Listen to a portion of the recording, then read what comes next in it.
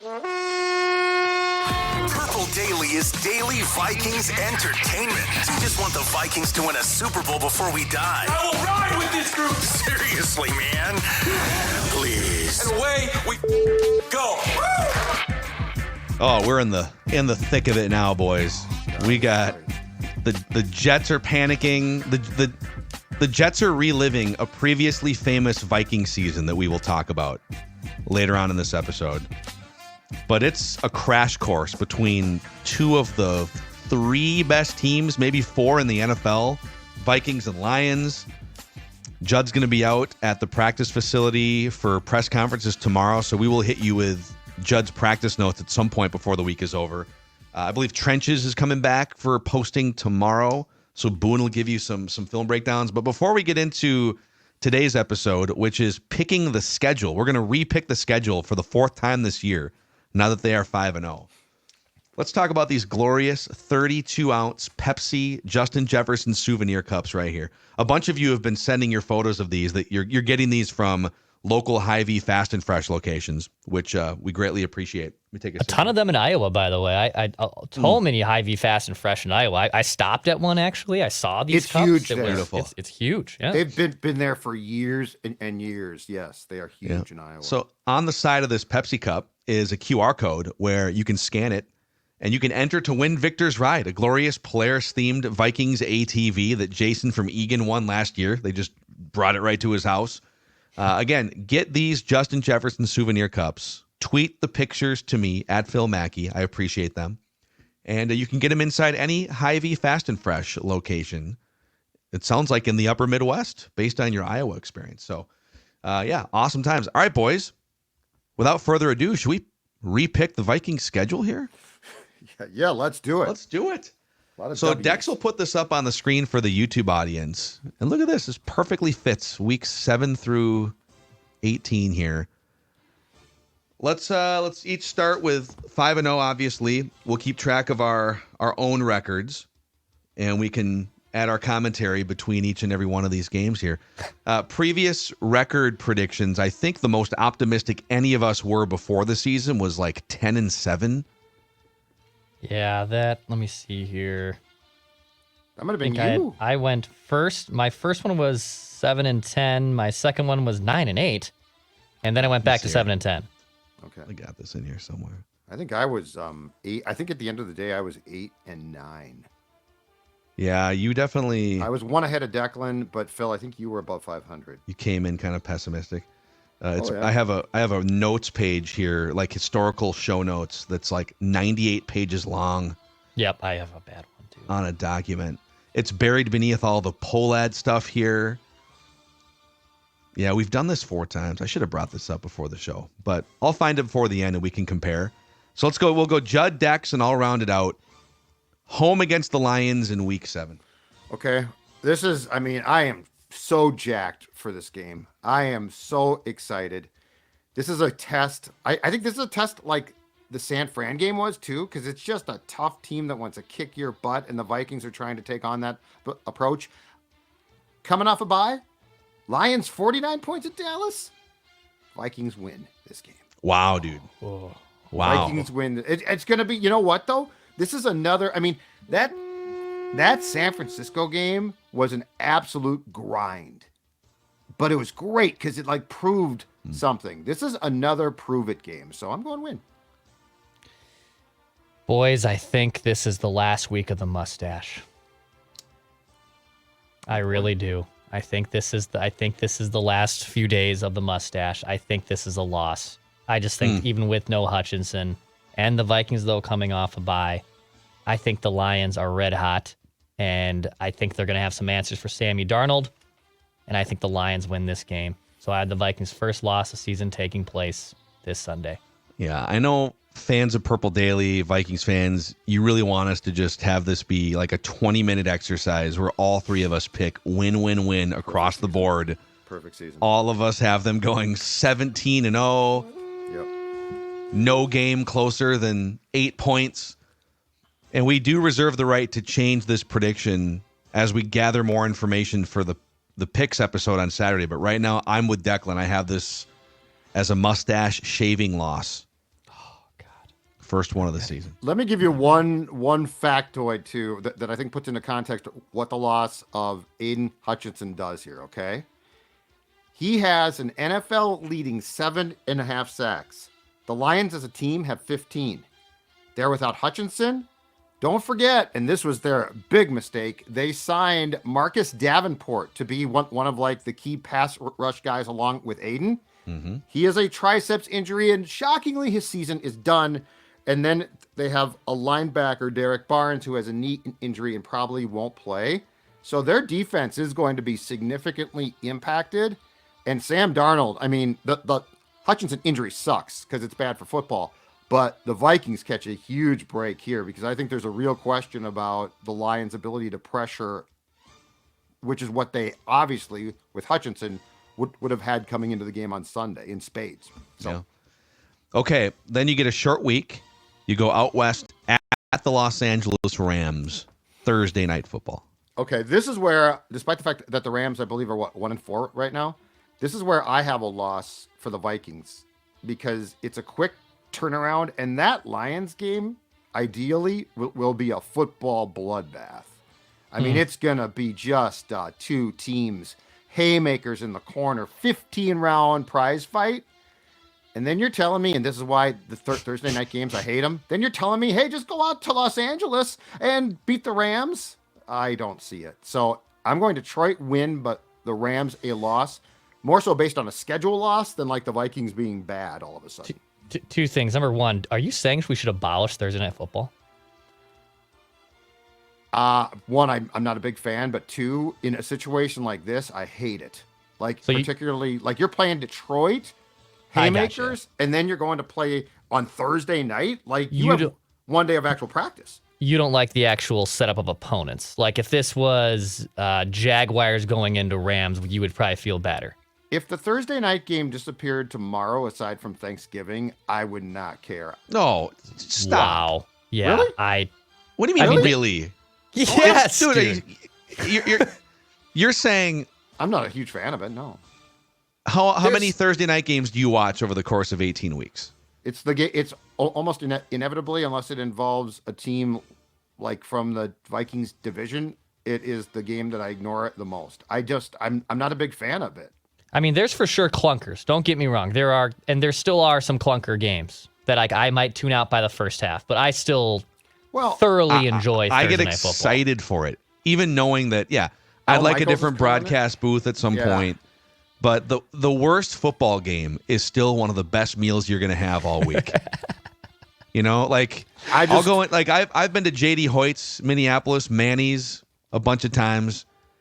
And I've never come out of there thinking, you know what, that was inedible crap. You know, even like I don't know if I'd order that again, but it's the best meal I've had in 2 weeks. But you never get, for the most part, you're not going to get, like, from both teams, their best game. They have 1 day of practice after playing on Sunday and no time to recover. I'm just saying I would much prefer that game be thrown onto a Sunday platter. Boy, it sounds like you don't really love football as much as the other two guys on the show. I'm not a big fan of Thursday Night Football. I don't think it's I think it's a huge money grab, and that's about it. But that's not surprising because it's the National Football League. Wow. Gonna remember that take. Yes, Loss. I will too. I have this as a win. I think just on the surface here, with having to play, to Judd's point, 2 games in the span of the 5 days, I think you take any chance of going 1-1. Like if you guaranteed me 1-1, hedge the 1-1, or door number 2 is 2-0 or 0-2, I'm going to take the 1-1. So I think the Vikings do win this game against the Rams. The Rams are depleted. Even though it's on the road in a short week, I think the Vikings still get a win. So I have the Vikings losing to the Lions, but beating the Rams. It's also a win for me. And it's just the Rams are depleted. They might get Cooper Kupp back, but it's a Rams team they're starting like a rookie at center right now, right? It's kind of bad news. Okay, week 9, home against the Colts. They're not going to fall down by 30-plus points in the first half. I am not going to leave at halftime, and the Vikings will win this game. I have this. Dang it, sorry. Bad echo here. I have too many StreamYards up. I have this also as a win for the Vikings. I like the Colts. They're a fun little team, but I think the Vikings are just a better one. It's at home. You get an extra days of rest, so it's a win for me. I would actually, I think if Anthony Richardson is playing in this game, I would give the Vikings a 100% chance to win. Joe Flacco, I could see the wily veteran solving Brian Flores' difficult to decipher defense. Colts are a better team than people think, but this would be a close win for the Vikings. I could see Will Riker kicking a game winner here. Sure. Walking the Vikings off, so it's a win for me. Sure. Now we start the first of 3 consecutive road games at Jacksonville, Week 10. This is a win. I think Jacksonville, I think that there's a very good chance. In fact, I believe I've got to write that down. Prediction for tomorrow that Doug Peterson is fired by this point. Yeah. And I think that if they lose in London again, their second consecutive game there on Sunday, he's probably gone. He should be gone. Fire him on the airplane. Robert Saleh should have been fired on the airplane. Jacksonville, that's a Vikings win. It's like a Bond movie. They open the chute beneath your seat and you just fall to your death, to your demise. You give him a parachute. Not in the Bond movie. You just fall into a tank of sharks. Swimming with the sharks. All right. God. It's a win for me. I will say, if the Jags do fire Peterson before this, do we get the motivated team game? Right? Do we get one of those situations where someone else? I don't even know who the coordinators are or who would be the interim guy if they blew out Peterson tomorrow. But I still think the Vikings are a better team. And to be honest, like Jacksonville, I mean, for God's sakes, they're in London for the second straight week. This is, in my opinion, the easiest road environment, one of them in the NFL. So I have this also as a win for the Vikings. So I'm just trying to see if they have any, because he's going to get fired here.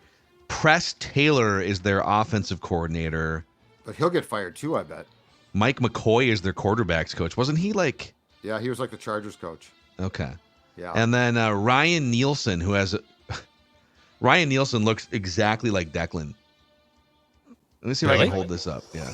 That name rings a bell. Was he on the Viking staff at one point, Phil? Nielsen. Here, I'm just going to turn my computer to the That is a screen. mustache. That's a hell of a mustache. Here, let me see if I can... I'll full screen you if you can. Can you pop... Oh, me? Here we go. Yeah. Here you go. This is what he looks like. Oh, he looks like a cross between Dex and his brother. For the audio Yeah, audience. it kinda just does, Google actually. Ryan Nielsen. He's got This actually, yeah. These are if my brothers, Liam, full yeah. beard and charming good looks were combined with my face, I guess that would look like us. That would look like us. So it's I don't think it doesn't feel like there's an assistant coach that's going to come in here and spark that thing. So it's a win for me as well against the Jags. Okay, at the Tennessee Titans, Week 11. I'm going to give the Vikings a third consecutive win. I mean, really? Will Levis is going to beat you? We're finding out why Kevin O'Connell put the kibosh on the thought of drafting him. Yeah. I watched a bunch of the Titans on Sunday. I was not impressed. It's a road game, so some weird stuff could happen, but I think that is a win. I had this also as a win. This does have trappy game feel to it, right? I mean, the Titans aren't that great. You are still going on the road, but this is a win for me. This is a win. I mean, the Titans are 0-3 at home so far this year. They've only scored 96 points in 5 games. They're not good. It's a disaster. What's tough is as you look at the schedule, again, it's like, well, they're not going to go 16-1, right? But then you start to look at these game by game, and the schedule's a lot easier than the first 5 games. Yes. And a lot easier than maybe the preseason strength of There's schedule. some tough games here, though. Not this one, though. That's a win. No. But you're about to stumble on some tough games. Like perhaps at Chicago, Week 12, November 24th in the Windy City. That's a loss. Whoa, that was wow. That's a loss. That's Confidently. a loss. Well, that defense is probably going to give Darnold fits. And now Caleb, my question is this, because like I watched Caleb destroy Jacksonville and I was really impressive, but then I'm like, well, he destroyed Jacksonville, sports dad. What does that mean? But I am not hot enough right now to predict a series sweep of the Bears still. So I'm going to go that this one is the L. I think it's an L2. Which is a bummer because even though they're going to have some softer opponents in the Colts, Jags, and Titans, I would personally rather you lose to those AFC teams. And if you have banked one loss against the divisional team in the Lions, which happens for me in Week 7, now you're 1-2 in your division play. Like, I don't love that in terms of tiebreakers and things getting wonky with a crowded NFC North. But I do think if a loss happens, it's at Chicago most likely. So it's a loss for me. Yeah, okay. I got to find some losses on the schedule here. Chicago's defense. That's kind of where I'm at. You know what this is? This is like a 12-7 loss, or like a 10-9, 15-12, just some weird score. It's going to be ugly, is what you're telling me. Yeah, there's going to be like a defensive or special teams touchdown. Just bad kind of turf classic there, Bears win. The bad grass there coming up in chunks. Where there's just like a grassy hand that comes up from the 22-yard line and grabs your ankle when you're running. Yeah, more combined punts than first downs or something like that. It's just gonna be a slugfest. Yeah. And it's going to be called by Kenny Albert, Jonathan Vilma, and Kenny Albert at Soldier his 500th Field. game. His 500th game. Hey, He did just call us 500 games for Kenny. my spies tell me that we're actually going to get the Fox number 2 team on Sunday, which is great because beyond a shadow of a doubt to me, Greg Olson remains their best commentator. He's going to work. So Joe Davis, who is ordinarily the number 2, is working the playoffs. Baseball, so right? I think it's going to be Adam Amin. Oh, I and love Olson. Adam Amin. I think they're going to call the game. So the number 2 team, Love Adam Amin. which to me is probably the best that Fox has. We should also hear, starting with like this at Bears game, and I know that we don't have the rest of the NFL game schedule for these weeks, but we should pick the win and the loss and then say, are we on watch for a flex? I would say at Bears 24th, we are on flex watch. For sure. We're on flex watch, yeah, for sure. Packers game, We'll get there. 29th for sure. I warned you guys before about this, though. Stop spoiling it. You're spoiling the statement. Week 13, home against the Cardinals. First of 3 consecutive home games. I watched the Cardinals against the Packers. I'm not buying what they're selling. I mean, are they better than people thought? Yeah, probably. Do I think they're going to come here and win? I'm sorry, I don't. I think that Brian Flores is going to basically be in his element because Kyler is so mobile and he's a joystick type of quarterback. But I mean, Flores loves that stuff. It's a win to me. Vikings win. Win for me as well. There becomes some tricky home games after this, but I have this as a win for the Vikings. It's a win against the Cardinals. The new Call of Duty Black Ops 6, which you probably see ads for all over media, scheduled to come out the last week in October, which means Kyler Murray is going to be busy from basically the beginning of November until the end of the season. So he's going to be a little bit preoccupied playing his favorite video game. Vikings win this one. Okay, boys, we're on Flex Watch, I think, for Week 14. Atlanta Falcons. Oh, Kirky boy. Okay. Mr. Game-winning drive coming back home. Yep. Sunday night game, Week 14, Chargers Chiefs. Oh, they ain't flexing that. Nope. They're not flexing the Chiefs game. Nope, but they could move. But I suppose they could take it to a late afternoon start. The Fox slate there is Bears Niners at 3:25. That's another one, man. Those Bills, are 2 huge Rams markets, dude. At 3:25. What is the rule on Monday night flexes? I think you can flex Monday games now. You can start flexing them, yeah. Hold on a second here, though. Is it in the newspaper? Oh, I wrote it down. It's in my notes. What do you have written down? I've got scheduling rules written down. Wait. In my notes. On a random piece of paper within arm's length of you right now, I was going you through have my notes last the NFL flex rules. This. I kept this. I kept the flex rules. All right, hold on a second here. It's amazing. Monday night flex, weeks 12 to 17, 12 days in advance. Okay, so we're definitely. What's that Monday game? Bengals, Cowboys. Dude, both those teams are going to be cooked by then. Cooked. So could this be a Monday flex? 100%. Then we get primetime Kirk.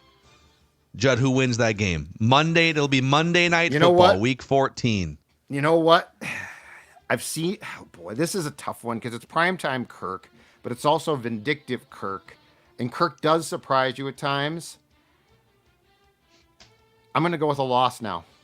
I'm going to go with a Vikings loss. I just have a weird feeling right now. I mean, I came upon this game in going through the exercise yesterday, and I'm just like, this is where you write off Kirk, right? Oh, it's primetime Kirk. Oh, it's the Vikings. And look, the Vikings defense is good.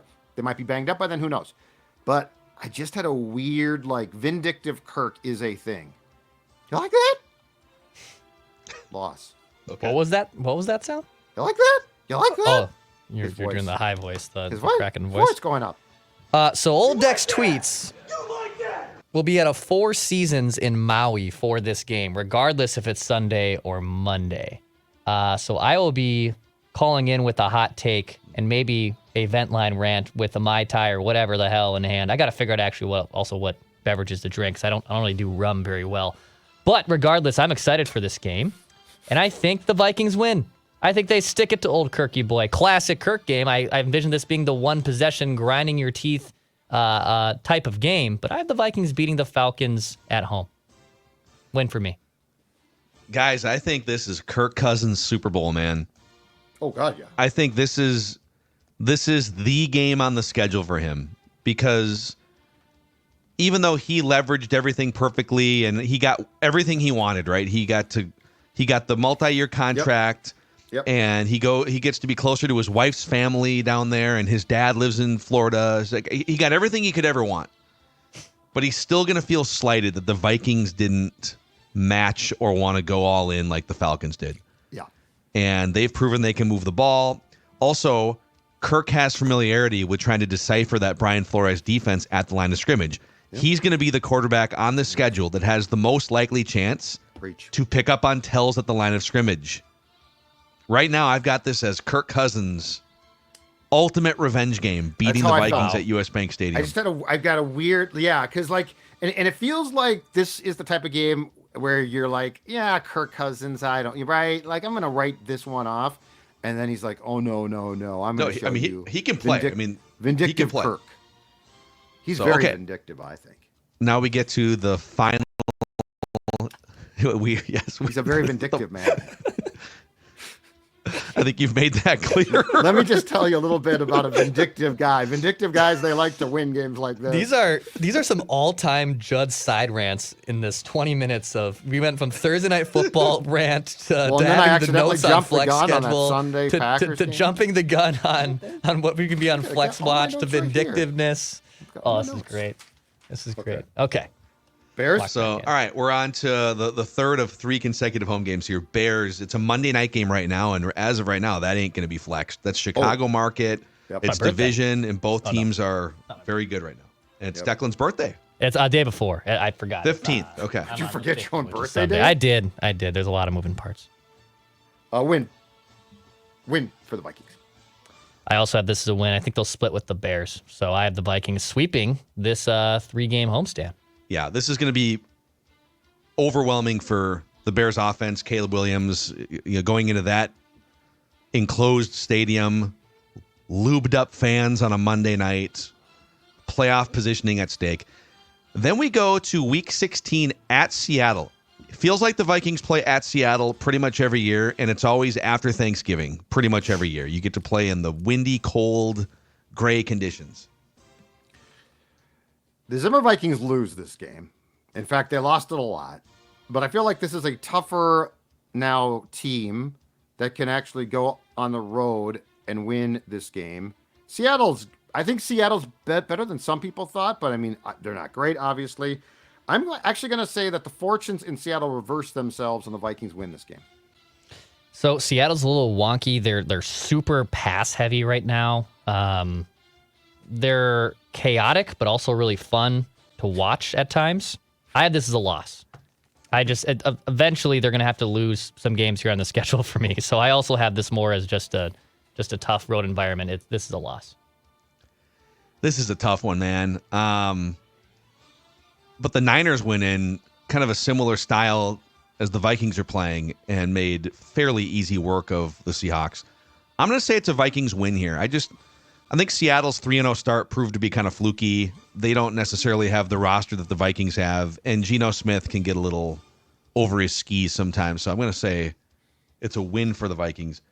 That brings us to Week 17 against the Green Bay Packers. Definitely flex watch here, right?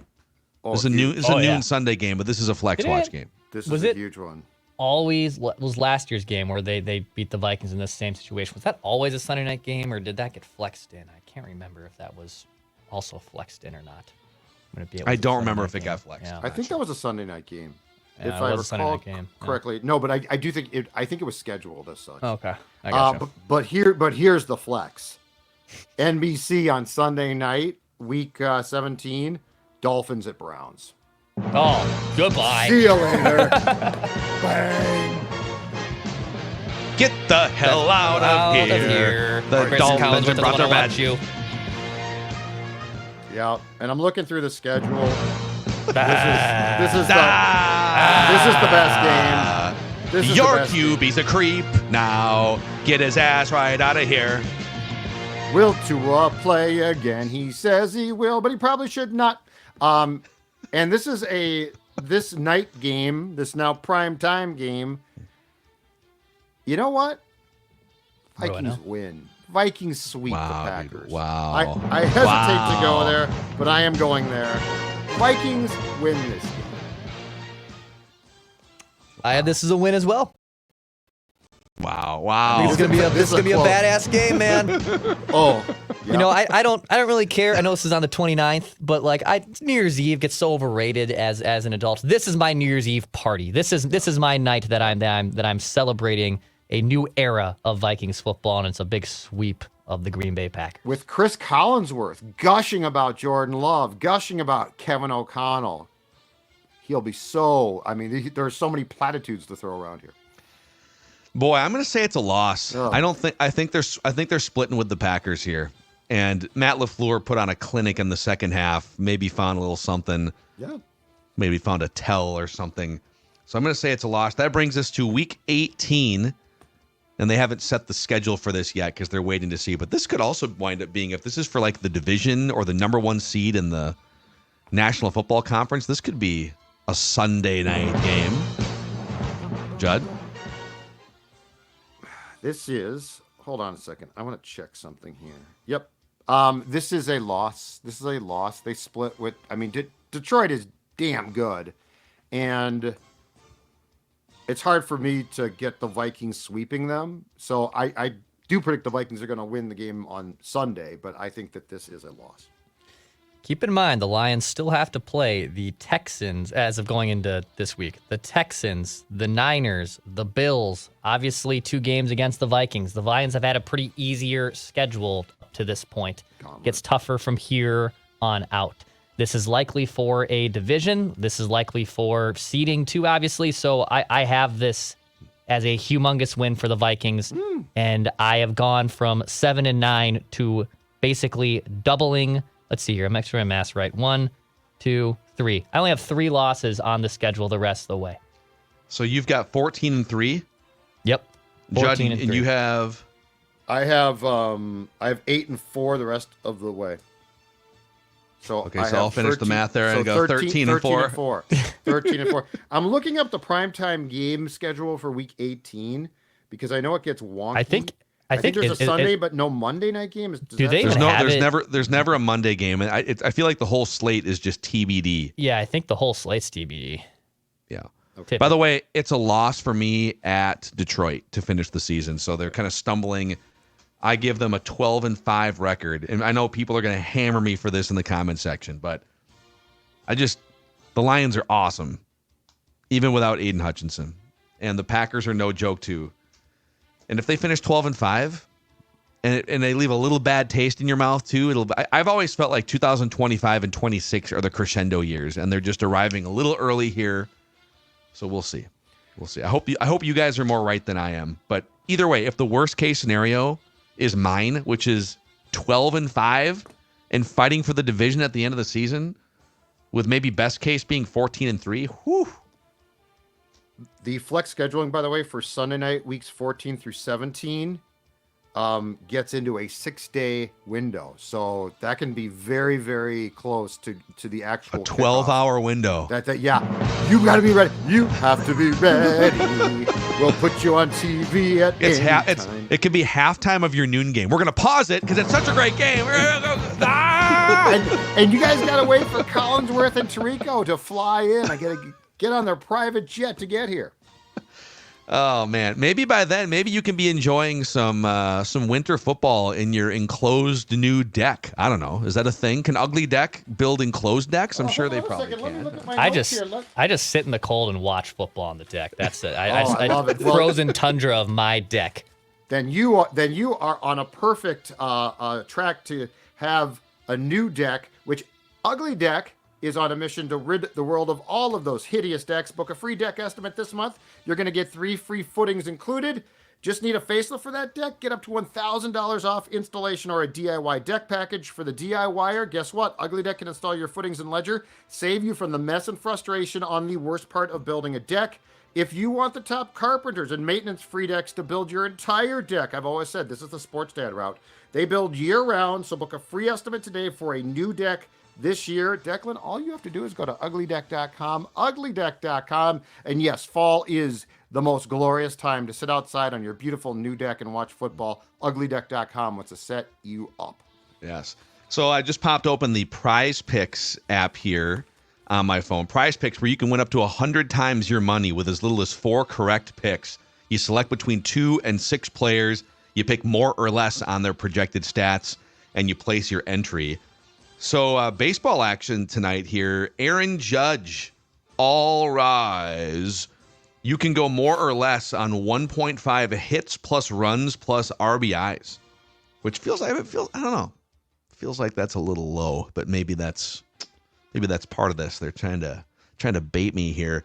On the football side, we'll keep you posted on what some of the purple numbers are against the Lions. But yeah, you can cross and mix and match sports on Prize Picks. Download the Prize Picks app today and use the code PURPLEDAILY and get $50 instantly when you play just $5. That's code PURPLEDAILY on Prize Picks to get $50 instantly when you play just $5.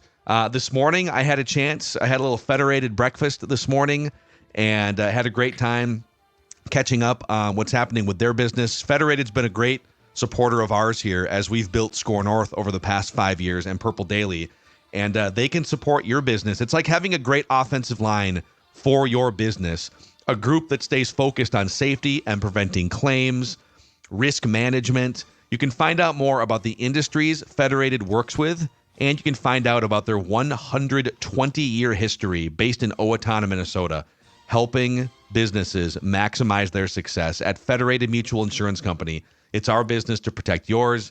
Find out more at federatedinsurance.com. So yeah, hit us up in the comments section too. What do you think their record's going to be? 5-0 start. What's it going to be the rest of the way? What's it going to be at the end of the season? A couple other things to get to here. I think maybe we can transition into story time with former lead Vikings beat writer for the Star Tribune, Judd Zulgad. Because if you look over at the 2024 New York Jets right now, they are basically reliving, item by item, the 2010 Minnesota Vikings. Now, I know that there's a lot of younger people that consume this show, but I think most people remember the 2010, not the 09 Vikings that hooked a lot of you as fans. The encore season, what we thought was going to be a continuation into a Super Bowl run, right? Brett Favre coming back, bring back that 40-year-old aging quarterback to avenge for a bad taste in your mouth the previous season. The Jets, it's a bit of a similar but different path in that their disappointing season was just like the third play of the game last year, Aaron Rodgers tearing his Achilles. But you got a 40-year-old quarterback past his prime who skipped off-season workouts. You've got a team trying to avenge the prior season's failure. You've got awkwardness and dissension in the locker room that eventually leads to a fired head coach mid-season. You've got a primetime loss to a division opponent to fall to 2-4, desperate times. And then, and these aren't in the exact same order for both teams, but the desperate trade for a borderline over-the-hill former star receiver about a month into the season. And today, the Jets traded a third rounder, just like the Vikings did for Randy Moss back in 2010, for Devontae Adams. It is the same thing playing out for the Jets as the 2010 Vikings. I just hope for the Jets' sake that Devontae lasts more than a month, because I think Moss's time here was just short of a month. But yeah, it is remarkable Like the parallels, the similarities of like you think you've got this now, but in typical Vikings fashion, the year before it worked to perfection until it didn't work, and then they went out in just a spectacular fall, right? Like Favre forces the pass to Sidney Rice. It's picked off. You go from going to the Super Bowl to having a rule changed on overtime because it's such a catastrophic loss. The Jets, in Jets fashion, never got the 2009. Aaron Rodgers just fell down with a torn Achilles immediately, and that was that. And then they're like, okay, we're going to run it back. And they get 2010. So I think it's incredibly fitting that in both ways, the franchise's history like plays out perfectly. The Jets are just a train wreck. They don't get anything. The Vikings tease you. They're like, oh, Get a little really close. it's gonna work. It's gonna work. It's not gonna work. But like you're right. 2024 Jets, 2010 Vikings. It's like they basically picked up the same script and they're redoing the film. It's incredible. Yeah, and dude. Did you guys watch? That game was an abomination. I watched the whole last thing. It's night. Terrible. Awful. Well, Yeah, The officials were terrible. At one 22 point, penalties, dude. yeah. And at one point, they even called like the putting your body away an unnecessary secondary move on a The sack. Rodgers It's rule. like Yeah. it is the Rodgers rule. Rodgers rule. At one point, the lead official had his back turned to the hard camera, and he was giving like the explanation to the wrong side of the field too. Why are Just we completely in over his head? when is the last time beyond the season when the Rodgers rule was first enforced? When is the last time that you guys have seen? I mean, I haven't. I saw that and I'm like, It was a major point of emphasis the first year or two well, they instituted. the Vikings got the tie in Green Bay with Cousins in 18 because of that rule. Because that's the one where Clay sacked Cousins and the Vikings were dead, I think, and they called that rule. Yeah, They called that it's funny like penalty. these points of emphasis will pop up and then they'll be hardcore enforcing them for like a year and then it'll just kind of float by the wayside and go away. I think that one got enforced for like the first 6 weeks, and then I think that they're like, this is really stupid. Like these Because it's like it's impossible. You're telling 200, in some cases like 300-pound players or 270-pound players running full speed. Yeah, you can tackle him, but you got to be careful like how you land. So that 2010 Vikings team, they made the trade for Moss. It was bye week, wasn't it? yes. Because they started Early. 0-2. They beat the Lions at home. Then they had a bye week, first week in October. Terrible bye. And Moss played at the Jets in week 5, Yeah, if I'm correct. Caught Favre's, was it 500 touchdown pass? Yeah. And they beat the Jets. Or no, I'm sorry. They lose to the Jets 29-20. But then they come back home, beat the Cowboys in week 6. And you thought, okay, here we go. All right. It took a month. You got an old quarterback. Right. But the wheels came off. They wind up losing to the Packers on the road, losing to the Patriots, where Moss went up to the podium right in New England. And that was it. That's all she and wrote. Basically said, Bill Belichick, Yeah, love you. I love you, man. Robert Kraft, I love you. Kraft's wife, love you too. Didn't he tell the media in the locker room, I'm going to the podium because I got something to say? Yeah, yeah. They were, because he ordinarily would talk at his locker, and his whole thing was, y'all need to watch grown man get dressed, because he was just Moss, and then he pirouetted around and said, I'm going to podium, and the PR department's like, oh god, Oh, God, what's he going to say? Oh god, no. And then he went in and gave that. That's the one where he announced, because he had gotten fined if players are supposed to be available like at least once per week. And Moss refused to do anything here after his introductory press conference. Yeah. So I was actually head of the brigade to get him fined, because the league can fine you. So he gets fined, and in the Patriots thing, he goes into the room, the press conference room. He's at the podium. He announces, I've been fined. I talked. That's a bunch of BS. I'm not taking, his announcement was, I'm not taking questions from now on. I will ask and answer all the questions myself. And then he gives this dissertation. I mean, they Patriots transcribed it, a page long, praising the Patriots and basically saying how stupid the Vikings were. Did the Vikings not transcribe that press conference? It was in New England, so they weren't responsible. Oh, so the Patriots were. I got it, yeah. But the Patriots transcribed the whole thing. I kept it for years. It was hilarious. should frame that. That's actually a I great. still had it. I don't know that I still. He'd probably sign it have now if you could ever run into him at like a Monday Night Football game. Yeah. So It was great. how do you think this thing ends with the Jets? Oh Do you think there's any way no, this ends in glory for Rodgers and no. I mean, if he was smart, which I'm not sure. He thinks he's smart. I don't think he's that smart. If he was smart, this would be it. I mean, look, Bill Belichick, who, by the way, now that he does not have a job, has become pretty good. I mean, for Bill, he's become great.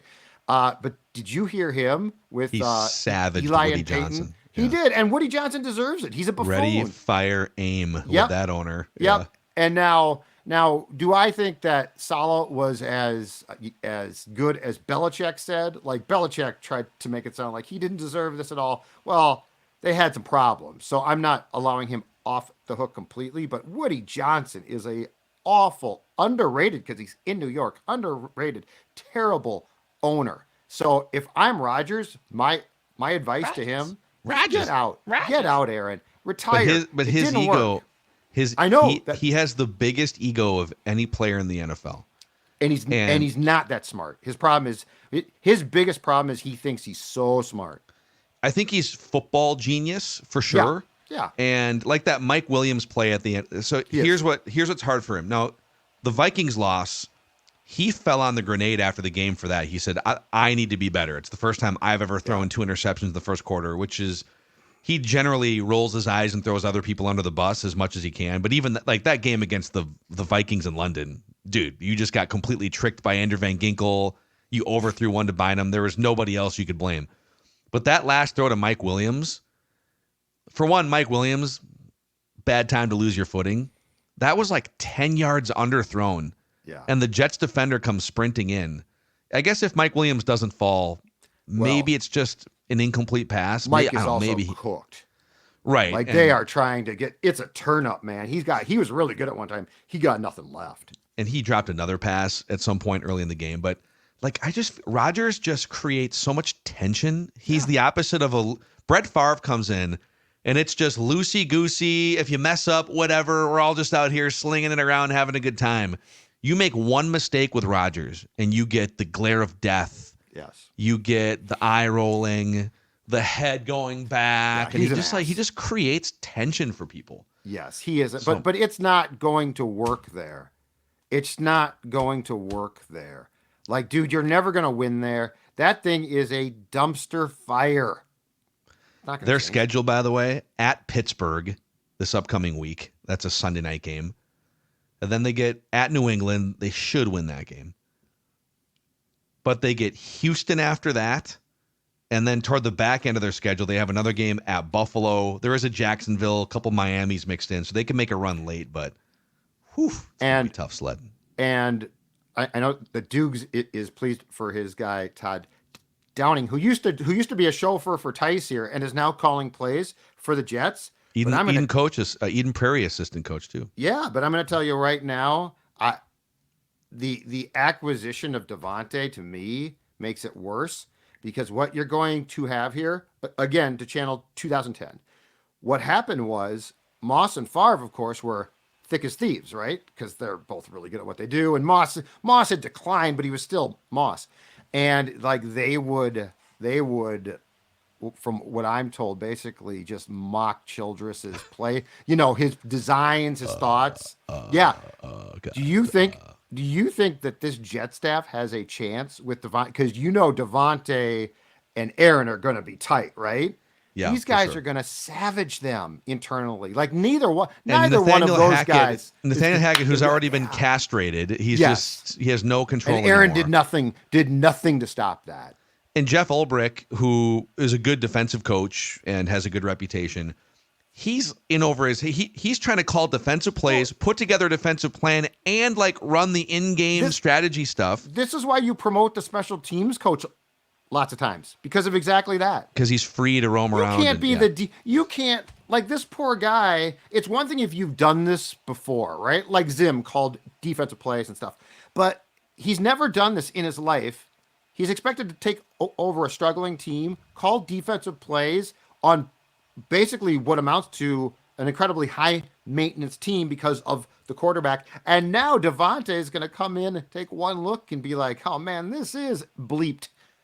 Yeah, it's So you're right. It's 2010, but it's even worse because I don't know that they can dig out. Like at least the Vikings had the wherewithal to try to dig out of that. I don't know the Jets are going to know where to start, and it's all going to start again because they're going to get a high draft pick and they're going to take a quarterback who they're going to ruin. yeah. The Jet cycle. I would baby. bring in like I would bring either like a Brian if Rodgers wants to stick around, I would bring in like a Brian Flores or a Mike Vrabel, somebody who's like take no bleep. I'll worry about the defense, just like Robert Saleh, but Robert Saleh turned out to be kind of a pushover with Rodgers. Right. You need somebody that Rodgers actually respects and will maybe back down from.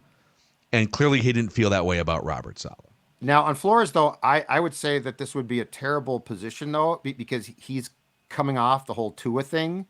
Like, I don't know that he would be comfortable now, like, going in and crapping on Rodgers, who deserves to be crapped on.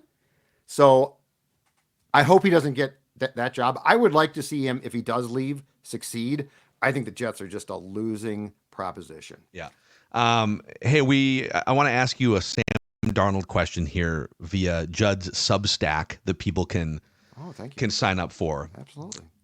After we say hi to Livia. So how are we doing here on your little fall tune-up for Livia, Judd? I'm down 5.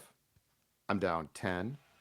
I'm down 15 pounds. Wow, in about a month. guy. Down 15 pounds. The tune-up is going great. And now if you'd like to join Sports Dad in trying to drop weight, especially as winter comes and you're going to be spending more time inside. So this is a good time to make sure that you don't gain weight. Livia Days and big offers have just been announced. Award-winning nutrition plans will help you, just like me, lose the weight, and they're going to help you keep the weight off. Their team also offers GLP-1 medication options that are tailored just for you. This is a very limited time that these days are here. So check them out, livea.com, or call 855-GO-LIVEA and receive 8 weeks free of their nutrition plan. Again, LIVEA, livea.com, 855-GO-LIVEA. You're going to lose the weight, you're going to keep it off, and you're not going to gain weight in winter. Livia Days, take advantage while they're here. Love it. Also, a quick shout out to the exclusive personal injury law firm of Purple Daily. That would be Nicolay Law, Russell Nicolay. Fear the flannel. Fear the beard, fear the flannel. Nicolay Law knows that when you or a loved one gets injured, ordinary life can come to a stop and things can get complicated. That's where Nicolay Law comes in with all sorts of experience.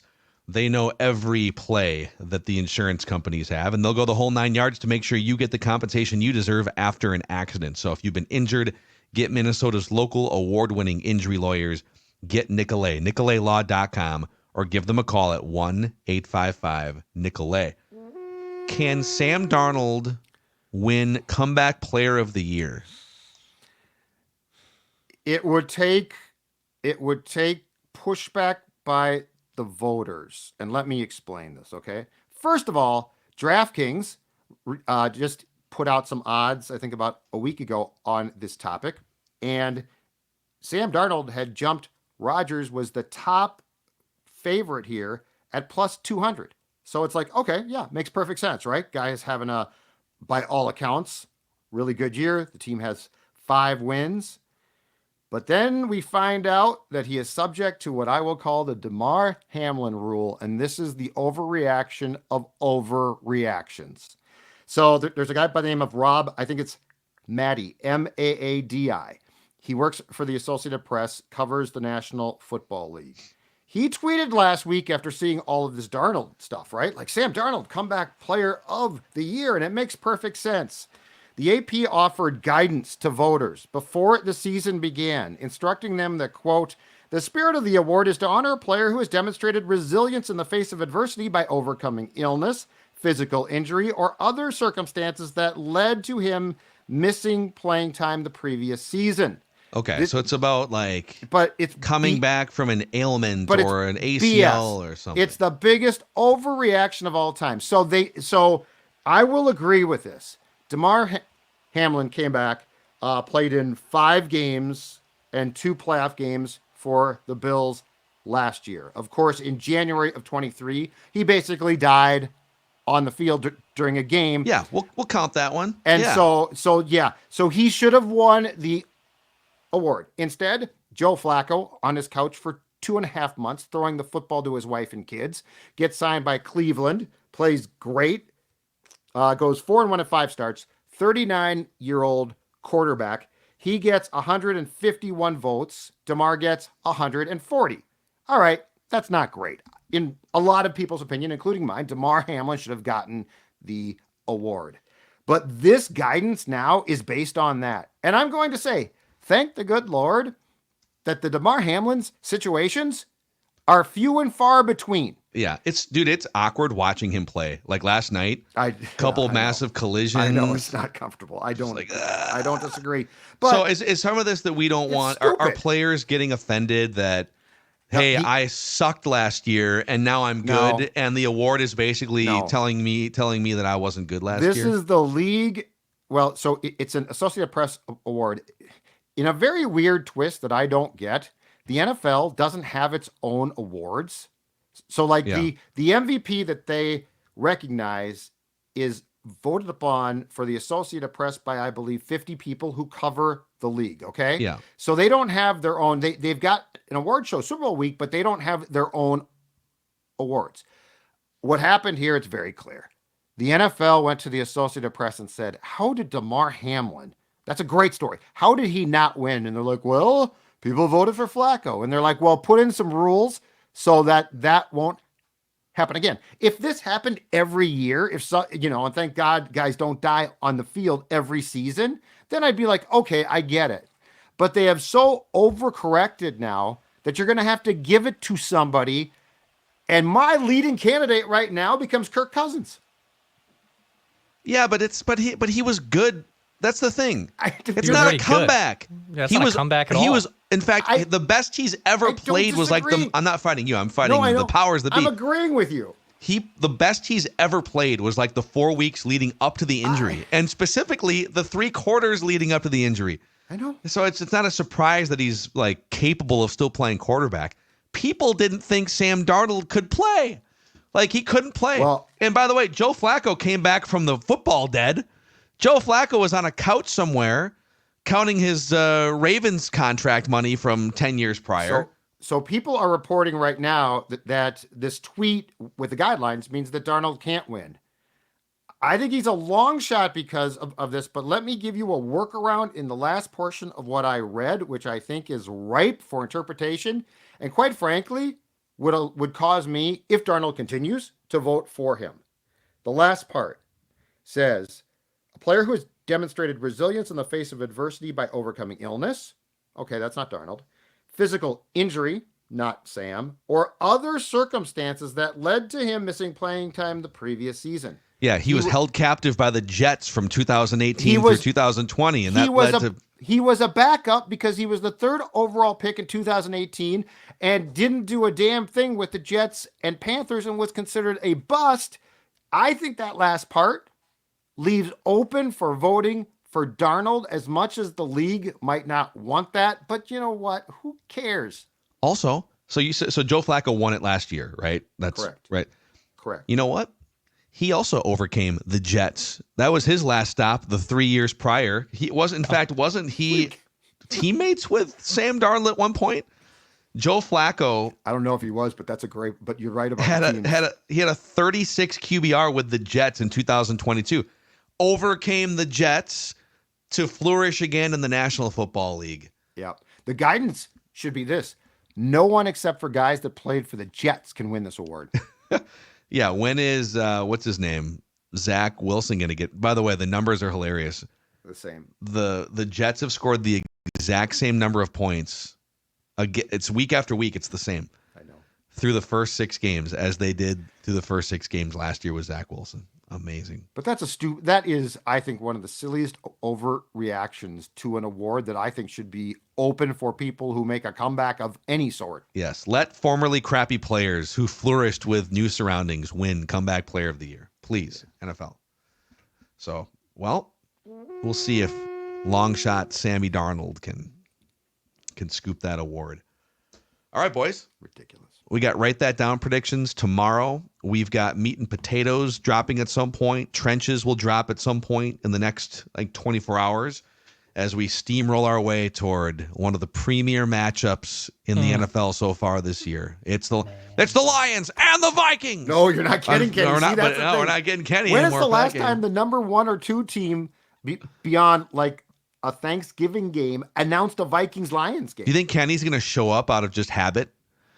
He's going on here? the broadcast is going to start. It's Kenny Albert and Jonathan Villman, and all of a sudden, Greg Olson elbows him out of the What are way. you doing No, here? you guys. Did you guys hear on the baseball broadcast, I watched the 3rd inning, and apparently Kenny Albert texted the crew and said, "Hey, just a reminder, we got New York Rangers Tuesday." Like It's he's the calling Rangers and the game. Capitals tonight They on mentioned that MSG. oh God, I What? love him. I love Kenny Albert.